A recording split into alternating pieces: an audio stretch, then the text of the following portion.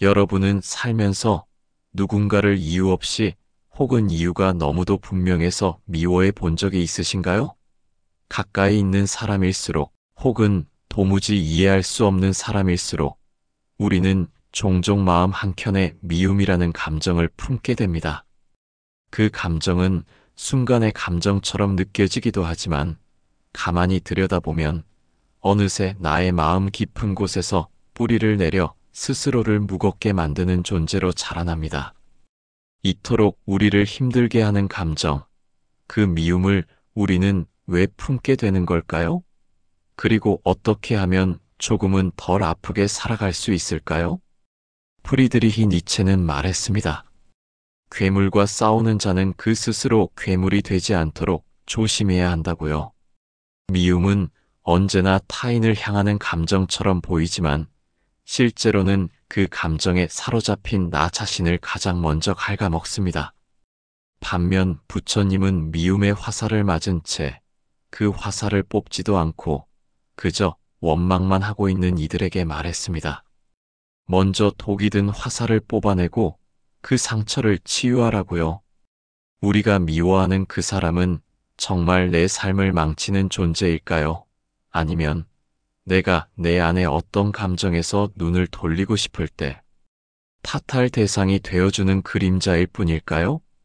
오늘 우리가 함께 나누고자 하는 이야기는 단순히 사람을 용서하거나 품으라는 말이 아닙니다. 그보다 더 깊은 나 자신을 괴롭히는 감정의 근원을 들여다보고 그 감정을 다스릴 힘을 기르는 길입니다. 부처님의 차비와 니체의 냉철한 통찰, 그리고 우리의 일상 속에서 부딪히는 진짜 감정들 사이를 오가며 우리는 미움을 넘어설 수 있을까요? 그 여정을 함께 걸어보겠습니다. 구독과 좋아요는 큰 힘이 됩니다. 누군가를 미워하게 되는 그 감정은 어느 날 갑자기 생긴 것이 아닙니다. 대부분의 미움은 아주 작은 실망에서 시작됩니다. 우리는 상대에게 기대합니다. 나를 이해해 주기를, 내 말에 귀를 기울여 주기를, 나처럼 생각해 주기를 바랍니다. 하지만 상대는 우리의 생각만큼 민감하지도 우리의 기준대로 살아가지도 않습니다. 그 차이에서 실망이 싹트고 그 실망이 반복되면 결국 미움이라는 이름의 감정으로 자리를 잡게 되는 것입니다. 사람의 마음은 의외로 단순한 작동 원리를 가집니다. 내가 기대한 것과 현실이 다를 때 우리는 혼란을 느낍니다. 심리학에서는 이를 인지 부조화라고 설명합니다. 그리고 이 부조화를 해소하기 위해 우리는 자주 외부로 책임을 돌립니다. 그 사람이 잘못된 거야. 그 사람은 이상한 사람이야 라는 판단으로 스스로를 보호하려는 것이지요. 니체는 이 순간을 힘의 의지로 설명할지도 모릅니다. 즉, 나의 자존감이 위협받을 때 우리는 그것을 지키기 위해 감정을 동원한다는 것입니다. 문제는 이 과정이 대부분 무의식적으로 일어난다는 데 있습니다. 우리는 실망했음을, 상처받았음을, 기대했음을 스스로 자각하지 못한 채 상대를 미워하는 것으로 그 감정을 덮어버립니다. 그러다 보면 미움은 점점 커지고 나중에는 처음에 왜 그 사람이 싫었는지도 잘 기억나지 않게 됩니다. 단지 그의 말투, 표정, 존재 자체가 불쾌하게 느껴지는 것이죠. 불교의 가르침에서도 이와 비슷한 이야기를 찾을 수 있습니다. 부처님께선 고통의 씨앗은 기대에서 시작된다고 말씀하셨습니다. 내가 품은 기대가 충족되지 않았을 때 우리는 고통을 느끼며 그것이 더 깊은 감정으로 자라 미움이 된다는 것입니다. 니체는 이 고통을 삶의 조건으로 받아들였습니다. 그는 우리가 삶에서 느끼는 고통, 실망, 심지어 미움까지도 받아들일 때 비로소 강해질 수 있다고 말했습니다. 이런 생각을 해볼 수 있습니다. 만약 내가 기대하지 않았다면 실망하지 않았을 것이고 실망하지 않았다면 미워하지 않았을지도 모른다고요.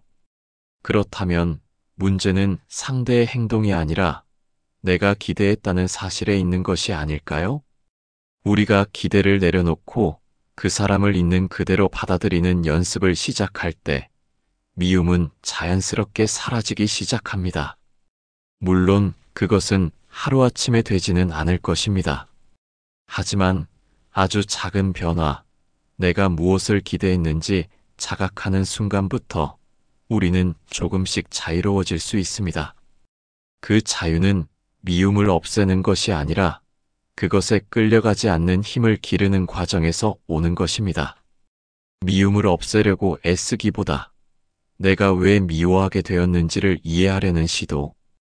그것이 바로 철학이 말하는 삶의 성찰이고 심리학이 말하는 감정의 통찰입니다. 그리고 그것이 우리가 진정으로 미움에서 벗어나는 첫 번째 걸음이 될 것입니다. 어떤 사람이 유독 나를 불편하게 만든다면 그 감정은 정말 그 사람 자체에서 비롯된 것일까요? 아니면 내가 그 사람 안에서 나도 모르게 마주한 내 모습 때문일까요? 누군가를 싫어할 때 우리는 그 이유를 상대의 태도나 성격 탓으로 돌리는 경우가 많습니다. 그러나 칼 융은 인간의 내면을 들여다보면 우리가 가장 싫어하는 사람 안에는 종종 나의 억압된 자아가 들어있다고 말합니다. 그는 이것을 그림자라고 불렀습니다. 우리가 받아들이지 못한 나의 모습, 숨기고 싶었던 감정, 미처 인정하지 못한 본능들이 타인의 모습으로 나타나 우리를 자극한다는 것이죠. 예를 들어 누군가의 이기적인 행동이 유독 거슬린다면 그것은 어쩌면 내 안에도 비슷한 이기심이 존재하기 때문일 수 있습니다. 평소에는 그것을 억제하거나 외면하고 살지만 타인의 노골적인 모습에서 그것을 마주하게 될 때 우리는 더 강하게 반응합니다. 그 사람의 행동을 거울처럼 바라본다면 그 거울에 비친 모습은 단순히 타인이 아니라 나일 수도 있는 것입니다. 니체 역시 비슷한 통찰을 남겼습니다. 그는 우리가 혐오하는 것은 때때로 우리 자신 안에 있는 것이며 그것을 극복하는 과정이야말로 진정한 성장이라고 말했습니다. 니체의 철학에서 자기 극복은 단순한 자기 수양이 아니라 내 안의 모순과 어두움을 직시하고 통합하는 행위입니다. 우리는 완벽한 존재가 아니며 나의 고귀한 면모뿐만 아니라 추하고 불편한 감정까지도 포용할 수 있어야만 합니다. 그래야만 타인을 온전하게 이해할 수 있기 때문입니다. 그리고 여기서 흥미로운 연결고리가 하나 생깁니다. 바로 니체의 영원회귀 개념입니다. 그는 우리가 반복해서 마주하게 되는 상황이나 사람들을 통해 삶의 의미를 묻습니다.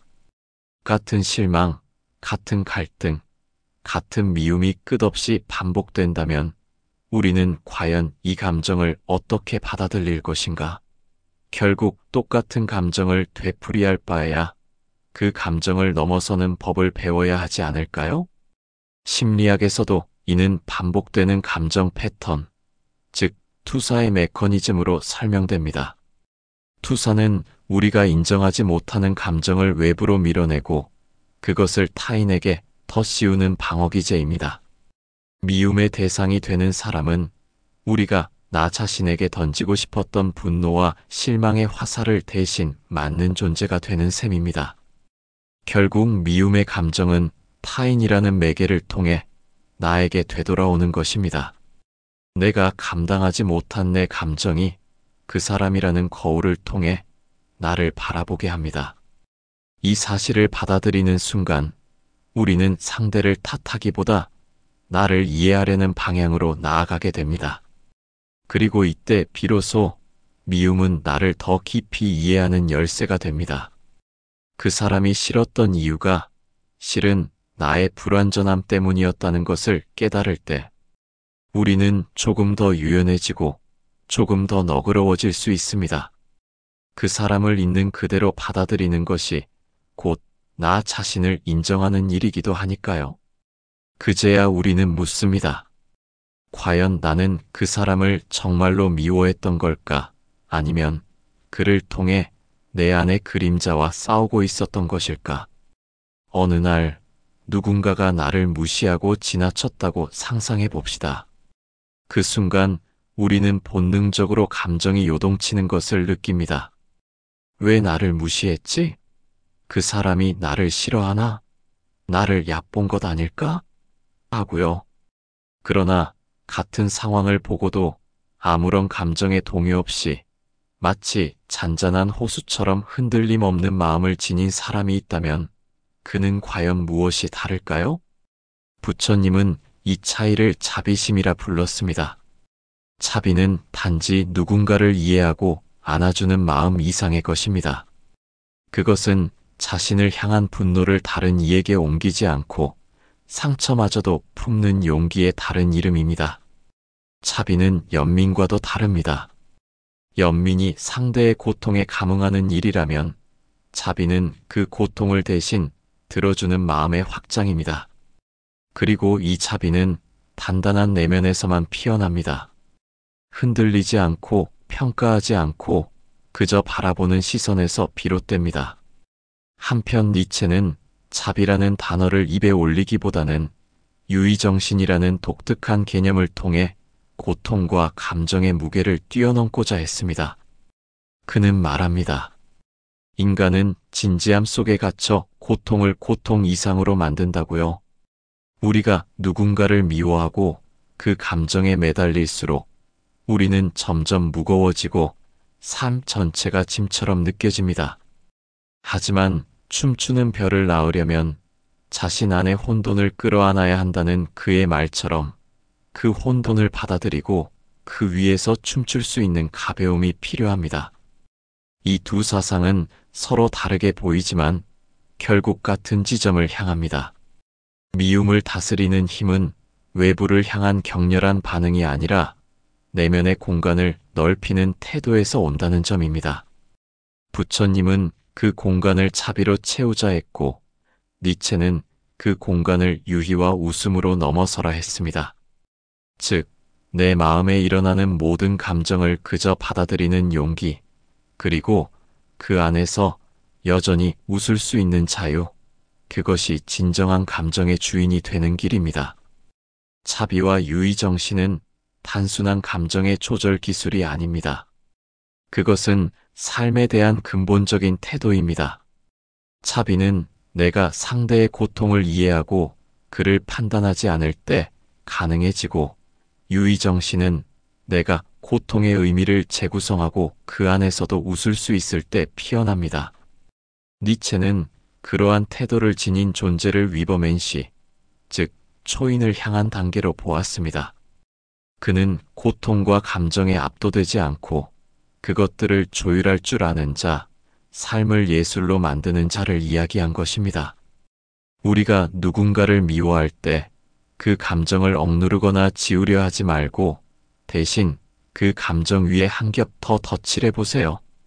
자비라는 색을, 유의라는 결을. 누군가의 행동에 상처받았을 때 그를 무조건 이해하려 하기보다 그 사람도 자기만의 이유가 있었겠지 하고 가볍게 웃어넘길 수 있다면 그 웃음은 비겁함이 아닌 성숙함의 장표가 됩니다. 마치 거센 파도가 밀려와도 망가지지 않는 유연한 풀처럼 우리는 마음속에 휘어질 줄 아는 힘을 길러야 합니다. 삶은 늘 뜻대로 되지 않습니다. 그래서 우리는 자비로 자신과 타인을 품고 유의로 삶의 무게를 덜어야만 합니다. 이것은 부처의 수행이며 니체의 춤입니다. 그 춤을 춘다는 건 세상의 불완전함을 안고도 환하게 웃을 수 있는 사람, 그 자체가 되어가는 길입니다. 그 길 위에서 미움은 점차 희미해지고 마음에는 진정한 평화가 깃들게 됩니다. 용서란 무엇일까요? 그 사람의 잘못을 아무 일 없던 것처럼 덮어주는 것일까요? 아니면 내 상처를 억지로 무시하고 잊어버리는 것일까요? 많은 사람들은 용서를 타인을 위한 행동이라 여깁니다. 상대가 반성하거나 사과를 했을 때만 주어지는 일종의 보상처럼 생각하죠. 하지만 진짜 용서는 그렇게 조건적이지 않습니다. 진짜 용서는 나 자신이 더 이상 그 사람 때문에 괴롭고 싶지 않을 때 시작됩니다. 부처님께서는 용서는 남을 위한 것이 아니라 자신을 위한 해방이다라고 말씀하셨습니다. 그 사람을 향해 품고 있던 분노와 원망이 결국 나를 무겁게 하고 있다는 걸 아는 순간 우리는 비로소 그 감정을 내려놓을 수 있게 됩니다. 용서란 있는 것이 아니라 기억한 채로도 자유로워지는 힘입니다. 상처는 남되 그것에 지배당하지 않는 힘. 그것이 바로 진짜 용서입니다. 니체는 여기에 다른 방식으로 접근합니다. 그는 망각의 미덕을 강조했습니다. 어떤 고통은 기억할수록 더욱 깊어지고 되새길수록 나를 파괴하기에 때로는 잊어야 한다고 말했죠. 하지만 그가 말한 망각은 단순한 회피가 아닙니다. 그것은 새로운 삶을 창조하기 위해 과거의 잔해 위에 서야 한다는 뜻입니다. 그는 말합니다. 인간은 끊임없이 넘어지고 다시 일어서는 존재이며 그 반복 속에서 자신을 새롭게 구성해야 한다고요. 우리가 누군가를 용서하지 못하는 이유는 그 사람이 바뀌지 않았기 때문이 아니라 내가 여전히 상처받은 감정에 머물러 있기 때문입니다. 감정을 그대로 둔 채 용서할 수는 없습니다. 그래서 우리는 먼저 내 마음 속에 어떤 감정이 살아있는지를 들여다봐야 합니다. 분노인지 슬픔인지 혹은 배신감인지 그 감정을 정확히 인식하고 나서야 우리는 그 감정을 어떻게 다룰 것인지를 선택할 수 있습니다. 용서는 그 선택의 결과입니다. 복수를 택할 수도 있고 원망을 지속할 수도 있지만 그러한 선택들은 결국 나를 갉아먹게 됩니다. 니체는 말했습니다. 복수심은 약자의 감정이다. 복수는 강해 보이지만 실상은 과거에 매달려 있는 상태이며 용서는 그 과거로부터 스스로를 해방시키는 가장 단단한 결단입니다. 그리고 무엇보다 중요한 것은 용서는 감정이 아니라 의지라는 점입니다. 내 감정이 아직도 그 사람을 미워하고 있을지라도 나는 그 사람을 미워하지 않기로 선택할 수 있습니다. 이것은 거짓말이 아니라 내 삶을 지키기 위한 깊은 자기 사랑의 표현입니다. 심리학에서도 용서는 자기 통합의 과정이라 말합니다. 내 과거의 상처, 실망, 고통을 하나의 경험으로 인정하고 통합할 때 우리는 더 이상 그것들에 흔들리지 않게 됩니다. 여러분도 한번 생각해 보세요. 지금껏 미워했던 그 사람을 용서한다고 해서 그 사람이 더 나은 사람이 되는 건 아닐지도 모릅니다. 그러나 내가 더 나은 사람이 되는 데는 분명히 도움이 됩니다.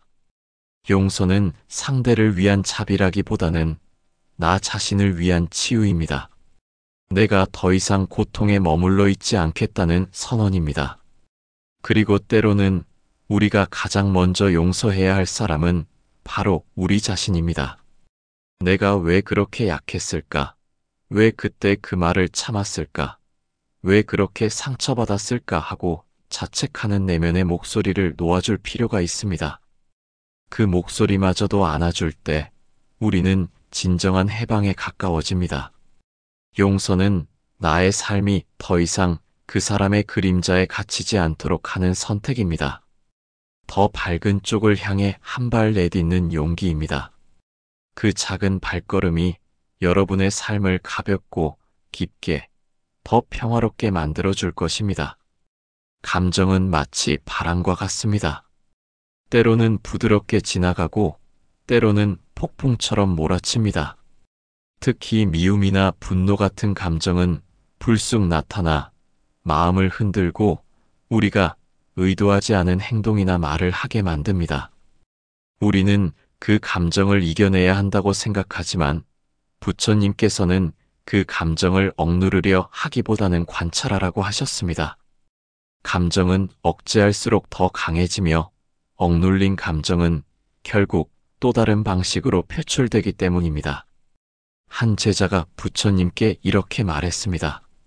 스승님, 저는 늘 마음속에 화와 미움이 가득합니다. 그것을 없애고 싶은데 어떻게 해야 하나요? 부처님은 조용히 말씀하셨습니다. 진흙탕에 손을 넣어 흙을 치우려 하면 물은 더 흐려질 뿐이다. 그러나 그대로 두고 시간이 지나면 흙은 가라앉고 맑은 물이 드러난다. 너의 화와 미움도 그러하다. 이 말은 매우 깊은 의미를 지닙니다. 감정과 싸우지 않고 그저 바라보는 태도. 그것이 바로 감정의 주인이 되는 첫 번째 길입니다. 감정은 우리를 지배하는 힘이지만 우리가 그 감정을 자각하고 있는 순간 그것은 더 이상 나를 흔들 수 없습니다. 아, 지금 나는 미움을 느끼고 있구나 하고 스스로에게 말해보세요. 그 한 문장이 여러분을 감정에서 한 걸음 떨어뜨려 줍니다. 감정은 의식의 조명 아래에서 약해지기 마련입니다. 니체 역시 감정의 지배를 거부했습니다. 그는 인간은 감정을 초월해야 하며 감정에 휘둘리는 존재가 아니라 감정을 예술로 승화시킬 수 있는 창조자여야 한다고 보았습니다. 니체의 이상인 위버맨 씨는 감정에 반응하기보다는 감정을 능동적으로 활용하는 존재입니다. 그에게 있어 감정은 생의 표현이자 원재료이며 그 원재료를 통해 스스로를 조용해 나가는 자가 진정으로 자유로운 인간입니다. 감정을 다스리는 데 있어 또 하나의 중요한 실천은 호흡입니다. 부처님께서는 호흡에 집중하라고 하셨습니다. 숨을 깊게 들이마시고 천천히 내쉬는 것. 이 단순한 행위는 마음의 동요를 잠재우고 다시 현재로 돌아오는 통로가 되어줍니다. 호흡은 언제나 지금 여기에서만 존재할 수 있기 때문에 우리가 호흡을 따라가면 자연스레 감정의 소용돌이에서 빠져나올 수 있게 됩니다. 그리고 마지막으로 중요한 것은 감정을 초월하는 태도입니다. 초월이란 억압하거나 거부하는 것이 아니라 감정을 있는 그대로 받아들이되 그것에 휘둘리지 않는 경지입니다. 마음챙김 수련에서는 이를 탈동일화라고 부릅니다. 나의 감정은 나의 일부일 뿐이지 내가 전부는 아니라는 인식. 내가 미움을 느낄 수는 있지만 나는 그 미움 그 자체는 아니라는 자각. 이 자각이 감정의 자유를 가능하게 합니다. 미움을 느끼는 것, 그것은 전혀 잘못된 일이 아닙니다. 다만 그 감정에 붙잡혀 나 자신을 잃지 않는 것, 그 감정에 눈멀어 타인을 해치지 않는 것, 그것이 우리가 배워야 할 진짜 훈련입니다. 우리는 감정을 없애려 하지 말고 감정과 함께 머무는 법을 배워야 합니다. 그 안에서 우리는 조금씩 감정의 주인이 되어갑니다.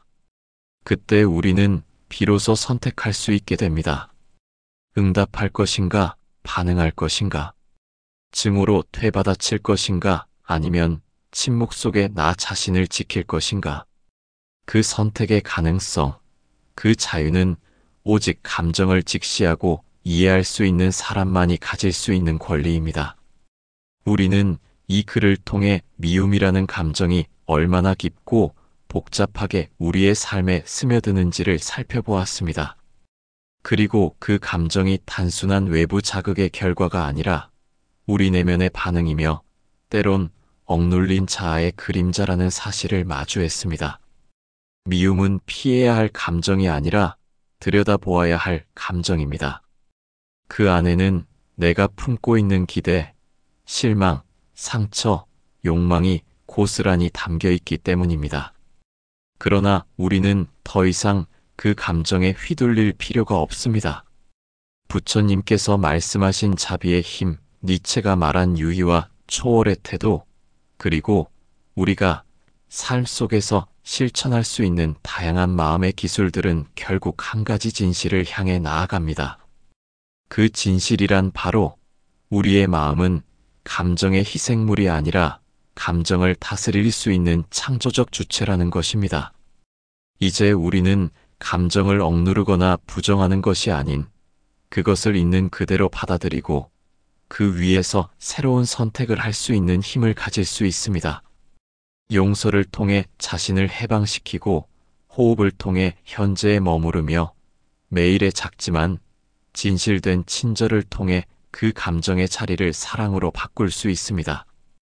이 모든 것이 가능해지는 이유는 단 하나, 우리는 변화할 수 있기 때문입니다.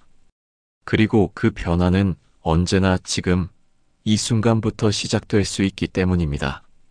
니체는 말했습니다. 인간은 자기를 초월하는 존재다. 부처님도 말씀하셨습니다. 자신을 이해하는 자가 세상을 이해할 수 있다. 결국 이 두 철학자는 서로 다른 길에서 같은 곳을 바라보았습니다. 미움이 사라지고 그 자리에 이해와 연민이 들어설 때 우리는 더 이상 과거에 붙잡힌 존재가 아니라 새로운 삶을 창조해 나가는 자가 됩니다. 오늘 이야기 어떠셨습니까? 여러분의 경험도 공유해 주시길 바랍니다. 미움을 내려놓고 그 자리에 무엇을 채우고 싶으신가요? 평화인가요? 용서인가요? 아니면 그저 가볍고 잔잔한 하루 하나인가요? 무엇이 되었든 그것은 여러분 안에서 시작됩니다. 행복 가득하시길 진심으로 기원합니다. 감사합니다.